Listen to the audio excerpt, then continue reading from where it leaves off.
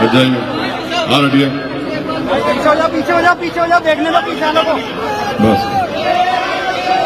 मोहतरम जनाब इम्तियाज जलील साहब रुकने पार्लिमान सीलमपुर से, मोहतरमा शबनम साहिबा हमारे उम्मीदवार जो है, जनाब हाजी रईस साहब वार्ड नंबर 233 से मजलिस के उम्मीदवार साहिबा मोहतरमा मुनाजरा राशिद अली, और बल्ली मारान से मजलिस के उम्मीदवार मोहम्मद उबैद साहब, मंच पर बैठे हुए तमाम हमारी इज्जतदार माँ और बहनें, मेरे मजलिस के तमाम साथी, मैं सबसे पहले आप तमाम का बेहद शुक्रिया अदा करता हूं कि आपने अपना कीमती वक्त निकालकर आज के इस इंतखाबी जलसे में शिरकत की है। मैं आपके सामने इसलिए आया हूं कि आप तमाम से दरख्वास्त कर सकूं कि 4 दिसंबर के दिन आप तमाम लोग अपना एक वोट हाजी रईस अहमद और मोहतरमा शबनम के हक में इस्तेमाल करें। बल्ली मारान से मोहम्मद उबैद साहब और वार्ड नंबर 233 से हमारी बहन मोहतरमा मुनाजरा राशिद अली के हक में इस्तेमाल करें। इनका सिंबल, इनका इंतखाबी निशान पतंग है। आप तमाम से मेरी ये गुजारिश है कि मजलिस इत्तेहादुल मुस्लिमीन को मजबूत करिए, और याद रखिए इस बात को मैं फिर से दोहरा रहा हूं कि भारत की राजनीति में सिर्फ उसी को सुना जाता है जिसका कोई नुमाइंदा जीत कर जाता है। अगर आप ये समझते हैं कि जज्बाती नारे लगाने से आपकी आवाज को सुना जाएगा, तो नहीं सुना जाता है। अगर आप ये समझते हैं कि हम एहतजाज करेंगे तो हमारे मसाइल और तकालीफ को हल कर दिया जाएगा, तो याद रखिए हम एहतजाज 8 दिन, 10 दिन, 1 महीना, 2 महीने कर सकते हैं, मगर साल के 365 दिन तो हम एहतजाज नहीं कर पाएंगे। और अगर कर भी पाएंगे तो उस तरह से अवाम का एतमाद और अवाम की ताईद हासिल नहीं रहेगी। इसीलिए आप तमाम से मैं ये गुजारिश कर रहा हूं कि अपने वोट का सही इस्तेमाल करिए और मजलिस को मजबूत करिए। मजलिस इलेक्शन में इसलिए हिस्सा लेती है कि गरीब और मजलूम अवाम को उनका हक मिले।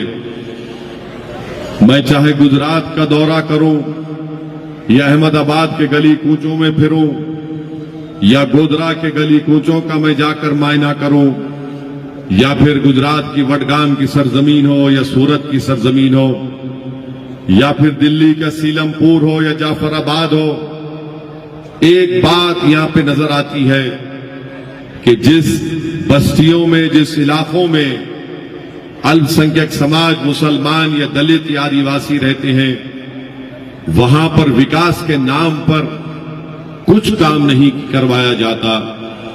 वहां पर खुली मोहरियां नजर आएंगी, वहां पर गंदगी नजर आएंगी, वहां पर कचरे के अंबार और पहाड़ नजर आएंगे, साफ पीने के पानी का कोई इंतजाम नहीं, वहां पर बच्चों की तालीम के लिए स्कूल नहीं, वहां पर बीमारों के लिए इलाज के लिए डिस्पेंसरी अस्पताल नहीं। ये इसलिए नहीं करवाया जाता क्योंकि इन इलाकों में, इन बस्तियों में, इन महल्लों में बसने वाले मुसलमान और दलित और आदिवासी होते हैं। यही हाल दिल्ली का भी है। तो इसीलिए हम आपसे अपील करने आए हैं कि इन तकालीफ को अगर आपको दूर करना है तो आपको यहां से हाजी रईस अहमद के हाथ को मजबूत करना है, ताकि आपके इस वार्ड में, सीलमपुर में ये डेवलपमेंट के काम करवाए जाएं। और आप जानते हैं इस बात को कि चाहे बीजेपी हो, कांग्रेस हो या फिर दिल्ली की मुख्यमंत्री की छोटा रिचार्ज हो, ये कभी भी नहीं चाहते, ये 3 पार्टी कभी भी नहीं चाहेगी कि आप जमीनी सतह से अपनी कोई सियासी लीडरशिप को बना ले। वो हरगिज इस बात को पसंद नहीं करेंगे कि आपकी एक आजाद सियासी क़ियादत यहां पर पैदा हो जाए। आपको मैं जिम्मेदारी के साथ बता रहा हूं कि आपने बरसों से कांग्रेस को वोट दिया। जब आप कांग्रेस से बेजार हुए तो आपने दिल्ली के मुख्यमंत्री की पार्टी को वोट दिया, मगर आप खुद फैसला करिए कि आपको क्या हासिल हुआ। आपने अपना वोट तो इस्तेमाल किया, मगर आपके मोहल्ले में कौन सा काम हुआ? आपके बच्चों के लिए कौन से स्कूल खोले गए? अगर स्कूल भी खोल दिए जाते तो वहां पर टीचर नहीं है, जैसा यहां पर इस वार्ड में, सीलमपुर के वार्ड में है। कौन से सफाई का इंतजाम किया गया?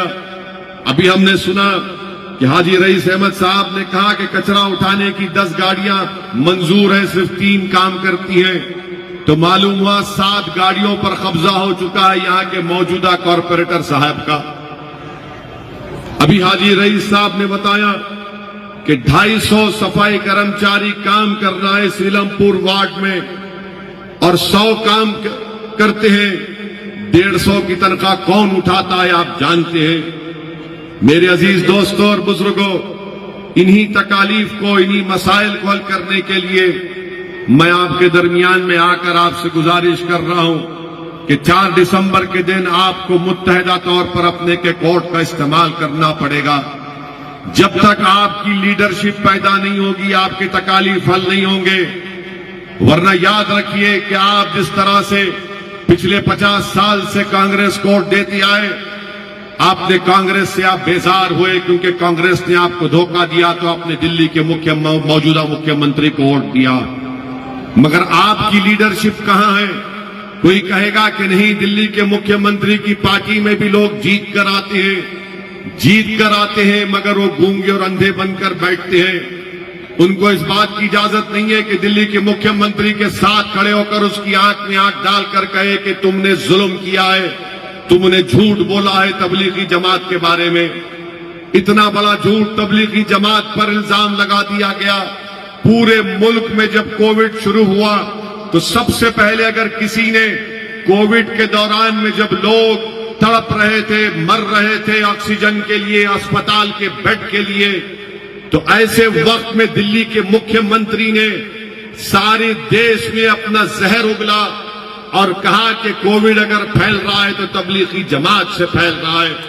यही मुख्यमंत्री था। नहीं, थाली मारना नहीं है, थाली मारने के लिए नहीं कह रहा हूं, ना तुम्हारे से दाद हासिल करने के लिए कह रहा हूं। मेरा मकसद यह है कि जब आप यहां से उठकर जाएंगे तो एक सोच और फिक्र लेकर जाएं। जिस दिल्ली के मुख्यमंत्री ने तबलीगी जमात को बदनाम किया, मुसलमानों को बदनाम किया, और जब कोविड की लिस्ट जारी की जाती थी तो उसमें एक तरफ कहा जाता था कि इतने कोविड के पेशेंट हैं, बाजू लिखा जाता था तबलीगी जमात सुपर स्प्रेडर से इतने पेशेंट बढ़ गए।